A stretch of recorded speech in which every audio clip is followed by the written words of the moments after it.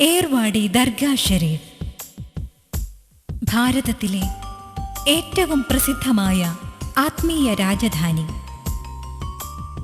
അജ്ഞതയുടെ കൂരിരുൾ നീക്കി വിജ്ഞാനത്തിന്റെ വെള്ളി വെളിച്ചം ഹൃദയാന്തരങ്ങളിലേക്ക് പകരാൻ ജ്വലിച്ചു നിൽക്കും അധ്യാത്മ ദീപഗോപുരം. ദിവ്യാത്ഭുതങ്ങളുടെ നവമുകുളങ്ങൾ ദൈനംദിനം പൂത്തുലയുന്ന പുണ്യ പൂങ്കാവനം. മാറത്തലച്ചു കരയുന്നവരെ മാറോട് ചേർത്ത് സാന്ത്വനത്തിന്റെ പുണ്യാമൃതം പകരും ധന്യസ്ഥലം. മാറത്തലച്ചു കരയുന്നവരെ മാറോട് ചേർത്ത് സ്വാന്തനത്തിന്റെ പുണ്യാമൃതം പകരും ധന്യസ്ഥലം. ഏർവാടി ചന്ദനക്കൂട്, വൈവിധ്യങ്ങളുടെ സംഗമവേദി.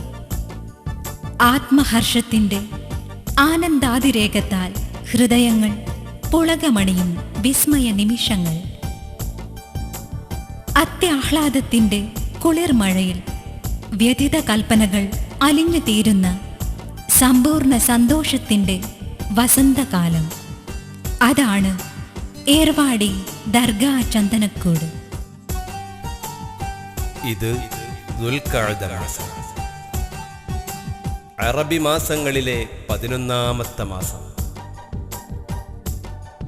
മാനവചരിതത്തിലെ ഒട്ടനവധി അവിസ്മരണീയ മുഹൂർത്തങ്ങൾക്ക് സാക്ഷ്യം വഹിച്ച ഈ പുണ്യമാസത്തിലാണ് മഹാനായ ഷഹീദ് നായകം ഇബ്രാഹിം ബാദുഷാ റളിയല്ലാഹു അൻഹു ഇന്ത്യയിലെ ആദ്യത്തെ മുസ്ലിം ഭരണാധികാരിയായി സ്ഥാനാരോഹണം നടത്തി ചരിത്രം സൃഷ്ടിച്ചത്.